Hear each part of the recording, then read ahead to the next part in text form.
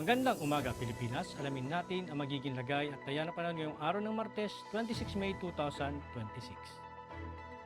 Para sa ating synoptic equation, ang ating minomonitor na low pressure area sa labas ng ating Philippine Area of Responsibility ay may mataas na tsansa na maging isang ganap na bagyo sa susunod na 24 oras.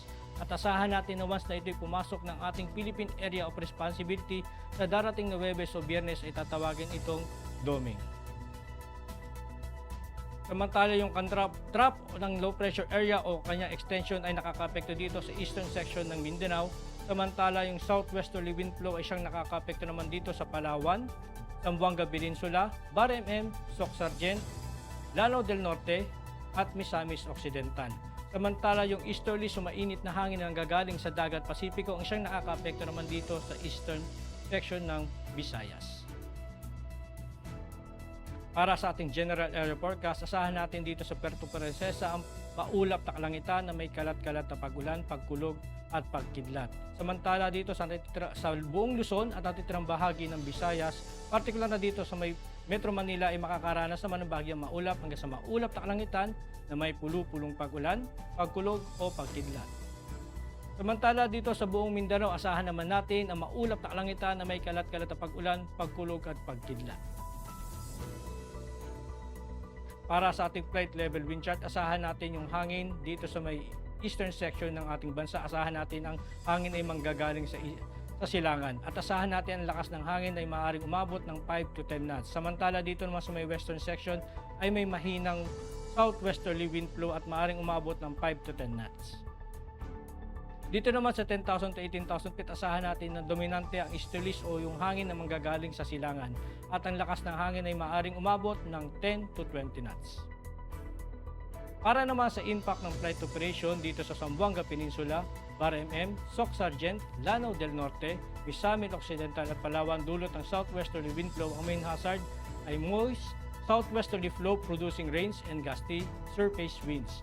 Ang impact naman nito sa rotary, asahan natin ng reduced visibility and gusty wind, limit VFR, and low altitude operation with helipads increase operational hazard. Sa fixed wing naman, asahan natin ang operations may experience delays or cancellations due to low ceiling, turbulence, and wet runway conditions. Dito naman sa Eastern Visayas, asahan natin ang easterlies ay magdudulot ng main hazard ng warm and humid air from the Pacific enhancing convective activity. And ang impact naman nito sa rotary, asahan natin ang localized thunderstorms and light turbulence may briefly affect operations especially inland in the afternoon. Sa fixed wing naman, asahan natin ang generally fair with possible isolated Charlie Bravos causing short-term delays or turbulence.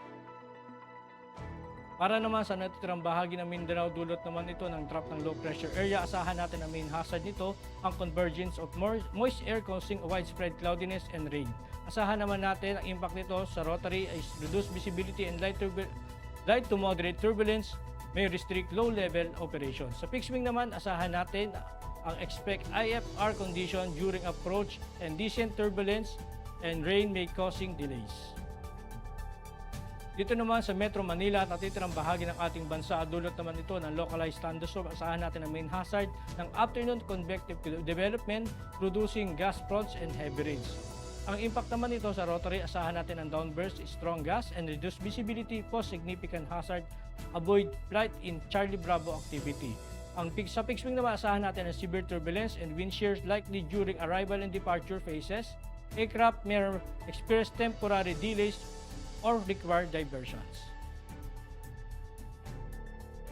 Para sa ating astronomical information, ang araw ay sumikat kaninang 05:26 at lulubog mamayang 18:20. Para naman sa ating moon illumination, asahan natin ng 80% increasing. At para maging updated sa lagay at taya ng panahon, ipalo lang aming social media accounts ng Air Force Weather Center. At yan lang po lagay ng ating panahon ngayong umaga at sa ngalan po ng aming commanding officer na si Colonel Alvin John Q. Gador Pop Jesse, ako si Staff Sergeant Edmar B. Sagadraca Jr., Philippine Air Force, Weather Broadcaster ng Air Force Weather Center. Muli magandang umaga at maraming salamat.